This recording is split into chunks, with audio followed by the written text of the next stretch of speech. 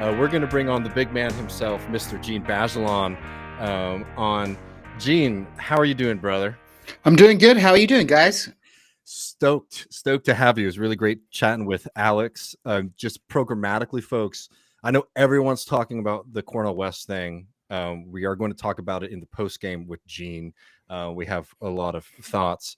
But before we get to that, we wanted to be responsible and have a little bit of a healthy dinner before dessert, and talk about Turkey. Djene, I mean, we're like this probably around 10 minutes or so. So like we won't be able to go through everything, but this was a pretty significant election. And like we've had you on a few times to talk about Turkey in general. But I was wondering if you could just give people a general sense about this recent election. A lot of people thought that maybe Erdogan's power might be waning, and that's not what ended up happening. Could you maybe talk about why people thought that he was weak and Sure. why he's still in power? Sure. So obviously, I mean, I myself personally was very skeptical that the opposition could win this election. There are certain structural reasons for that. People use this term: Turkey has free but not fair elections. I recognize that's a shorthand for something, namely that Turkey does have some integrity at the ballot box, but the circumstances in which elections take place are, to put it mildly, problematic when you have opposition politicians being prosecuted by the state, when you have a formal and informal dominance of the ruling party over the apparatus of the media, and the ability of the ruling party to use the apparatus of the state to support its electoral campaigns. So this obviously was not a quote-unquote free or fair election. But, Erdogan had suffered some setbacks in the past. He'd lost the mayoral races in Ankara and Istanbul. Well, his party had lost them anyway. But, as the election sort of came closer, it seemed that the economic problems in the country, that just the general fatigue of certain elements of society with the Erdogan administration, that that there might be a shot for the opposition. And again, I was very skeptical about this because my question was always, well, are they really going to give up power after 20 years? And also, the AKP maintains a significant proportion of the population. It has all these informal networks to support its members. It's a huge political party.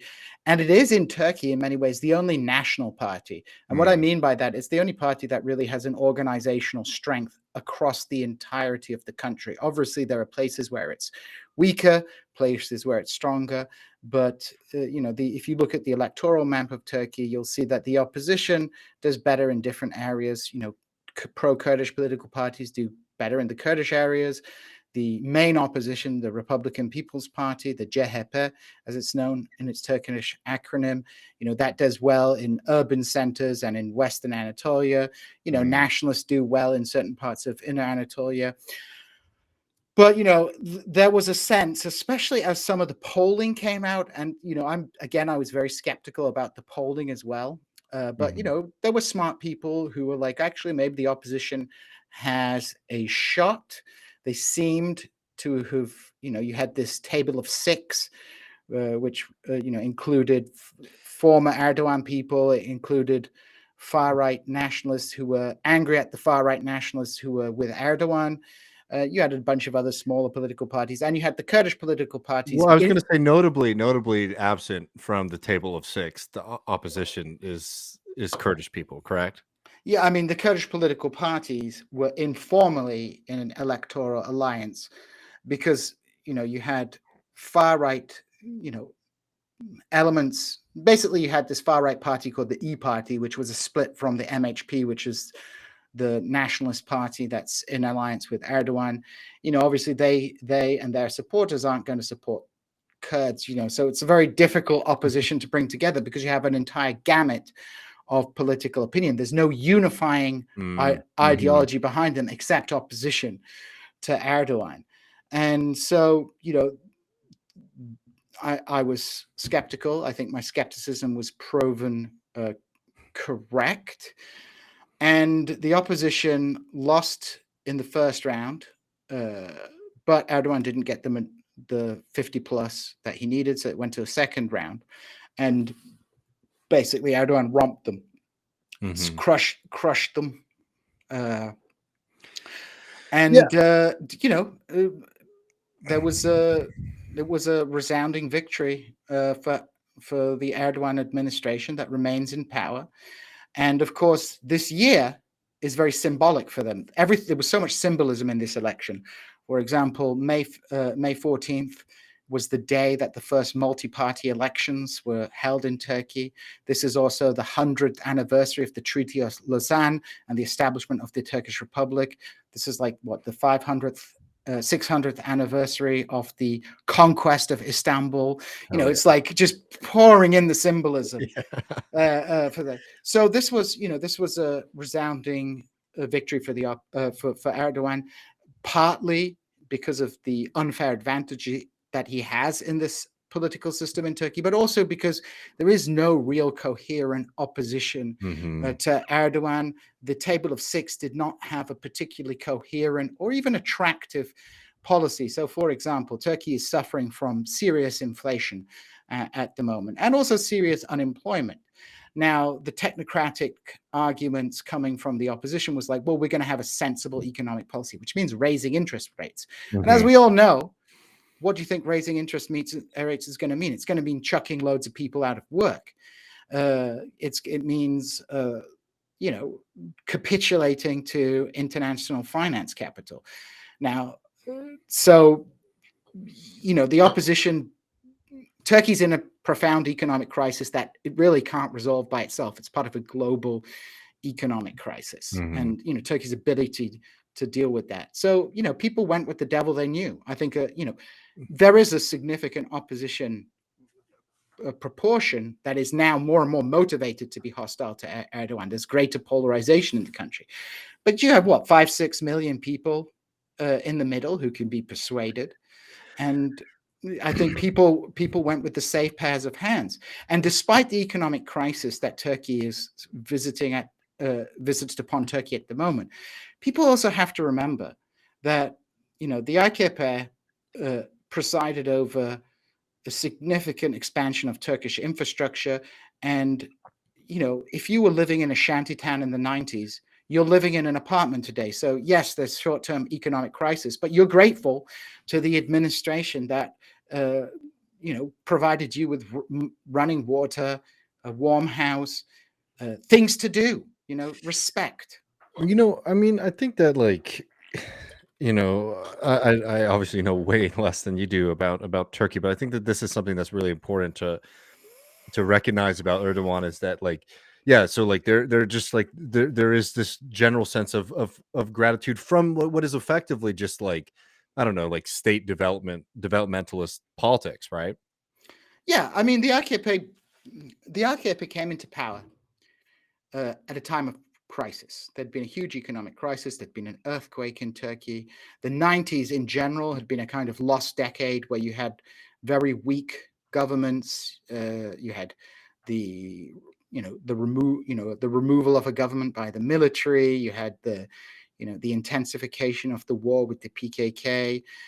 You had it was a dark time, and it was capped off with this inflation crisis, economic crisis in Turkey. And you had this technocrat Kemal Dervish who did some very painful reforms for Turkey, but it did set up Turkey for a bounce back, a kind of economic bounce back. We're always dogging on neoliberalism, but for a country like Turkey, neoliberalism provided with an opportunity, right? It was an opportunity.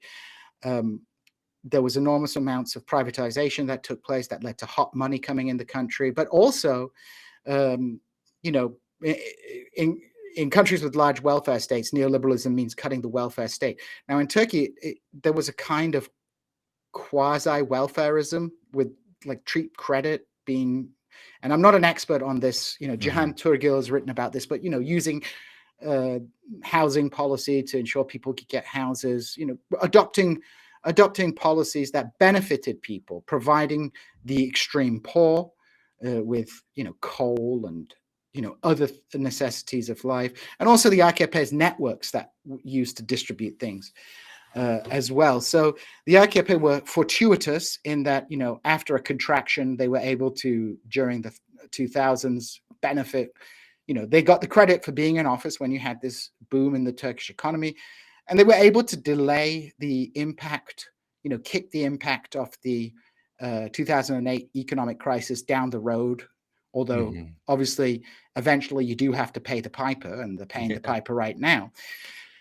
So, the AKP, for many people, is their political party. And we often talk, people talk about things like nationalism, economics, religion, all as separate issues, but they're all very much related to each other. I mean, obviously, it makes sense in an organizational sense to, divide those things up as distinct factors in an election, but they are in reality linked to each other.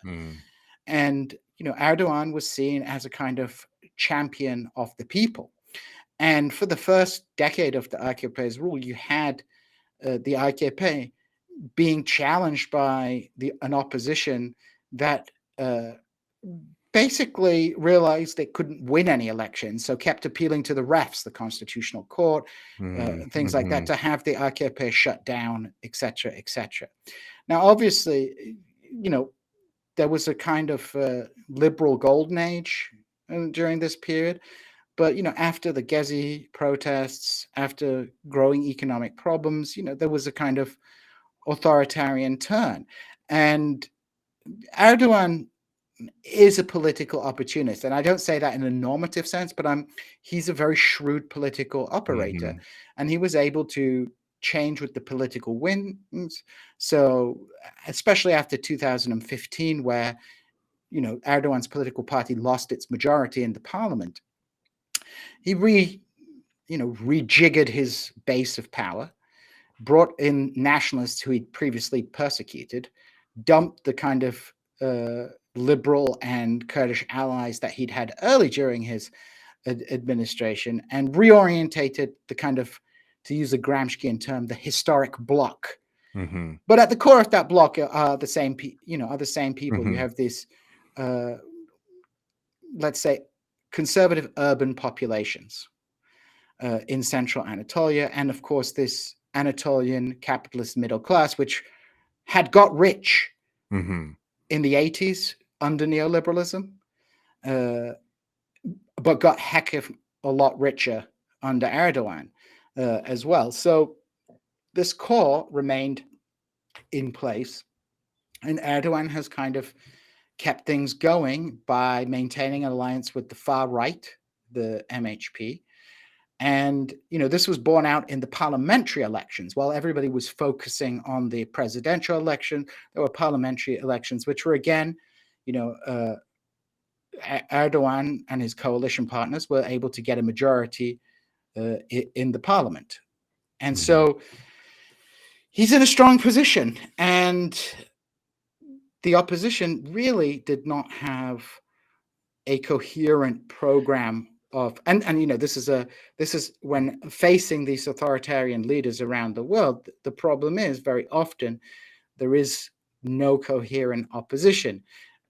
As I said, with the opposition coalition that coalesced behind Kemal Kılıçdaroğlu, you had left-wing Kurds, and everything from left-wing Kurds to out-and-out grey wolf Turkish fascists. And that's not a sustainable political alliance. And Erdogan was able to play on that. He was able to, bring in the support of conservative Kurdish elements into his coalition. He brought in a political party that was associated with the Turkish Hezbollah, which was an Islamist organization which had its base in the Kurdish population and had fought a vicious war with the PKK in the 90s, brought those into his political coalition, and so was able to say that he represents the dominant majority of Turkish society. On one hand, he was able to portray himself as being portray the opposition as being, on one hand, in cahoots with American imperialism, while at the same time he was able to present himself as a more moderate person on nationalism, in that he was not pursuing such a hardline approach to the Syrian refugee question, which many nationalists in the opposition were angry about, because you have this kind of powerful Turkish nationalism. And, if you want to think about it on a theoretical sense, Erdogan really is this archetypical Bonapartist ruler. He's able to, at first, bring the political party that he had under his control and basically dominate the apparatus of the state and use democracy and populist issues to polarize society, whether that's the culture wars that he brings in. You had all these things about turning Hagia Sophia into a mosque, changing the name of the country to Turkey, these kind of like symbolic issues, and also the wars that Erdogan became involved in. When we think of imperialism, we often think of it as synonymous with colonialism. But, if you go back to Marx's understanding of imperialism, he looks at it as almost synonymous with the idea of Bonapartism, in the way that war is used to consolidate regimes at home. And of course, the war in Syria didn't really have that much of an economic motivation for Erdogan. And even the security concerns, well, Erdogan had been in negotiations with the PKK, but when the Kurdish political parties didn't support his, attempt to create an executive presidency, he dumped them and the war was restarted. And if you ask me, it was deliberately restarted, in order to provide this kind of polarization. So the Syrian war and then the war in Azerbaijan became this way to split the opposition, hive off the radical left that had coalesced around the pro-Kurdish political parties from the more mainstream political parties, opposition political parties, the CHP and the E Party, which under the conditions of war, rally behind the government. So constantly he's keeping the opposition off balance with this protean vocabulary, this appeals to populism. And, the CHP's platform, Kılıçdaroğlu's platform, was a return to Turkey being a normal country. But, what does that mean, right? What does that mean to people? This dream of a restoration. The conditions that existed in the 2000s for this kind of liberal period of the AKP, they don't exist anymore. And so this dream of a restoration didn't work. And I think people got ahead of themselves when there was some favorable polling that came out. And there was this big idea that, Kılıçdaroğlu's going to win. And so the discussion started coming, will Erdogan give up office? Which was a moot point because he was able to win the election. And, the few percentage points that he won by, are quite significant, right? So he maintained his base. And the opposition didn't do themselves any favors. The opposition, after the first round, basically, in desperation, there'd been a couple of third-party candidates, which I suppose we're going to be discussing third parties in a second. Hard right candidates in the hard right section of Turkish politics, the grey wolf wing of Turkish politics. The leader of the MHP, Devlet Bahçeli, he's kind of old, and there's a lot of people trying to position themselves as the new voice of the new voice. And you had this guy Sinan Oğan, who was kind of positioning himself in this run. You have the Meral Akşener, who's the E Party person, positioning herself in that way. So basically, the opposition just ran hard to the right, attacking Kurds, many of whom had delivered a very high vote for Kılıçdaroğlu in the first round, and also going hard on the Syrian refugees. And that just wasn't a way. Why vote for these nationalists when you can vote for those nationalists, right? Yeah. And the ones that are in power, and what you're doing with them. And so basically they kind of just, as we say, defecated in the bed and lost. Now, and this loss has kind of exposed the problems with the opposition. Kılıçdaroğlu has been leader of CHP for I believe 13 years. Mm-hmm. And instead of falling on his sword after this defeat, he's just moving to tighten his control of the party. And so the opposition in Turkey is really a basket case. And I don't think they have, any real program for addressing the problems in the country, because they themselves have a kind of anti-democratic impulse to them. Yeah, I mean that seems to be the case from what you're saying. Also, the piece that's in the New Left Review. I mean, the idea that you're going to be delivered the end of Erdogan, from God or fate or whatever, doesn't seem to be the case. Djene, it's always a pleasure talking with you. You're going to be hanging out with us for a little bit longer. I shall. To talk in the post game about this new West campaign, another third party movement. Hear your thoughts. People get access to that patreon.com/left reckoning. But before we go, I mean, you got a new project that would be great if you could plug for folks. Oh yeah, well, I have a new radio show on KSMU, which is our local NPR affiliate. It's called Talking History. We talk with academics about historians, about history, and a lot of different stuff. I co-host it with Patrick Needham, who is formerly off the Hoot and Holler podcast. Hoot and Holler is now disbanded, so Patrick is now doing this radio show once a month with me. But you don't have to be in Missouri to listen to it. It's released as a podcast. Currently available, I believe, on Spotify as well as on the KSMU website, but soon to be on other podcast platforms. We've had 2 episodes so far. We had Jeremy Neely, who is a historian of the Civil War. He's written on the Civil War in Missouri, a lot of stuff about the border states, and he's written a new book on the way that the Civil War transformed the lives of people on the home front. He has a case study of a homemaker whose husband went away to war, and how the war, turned her into a kind of political being. That was our first episode.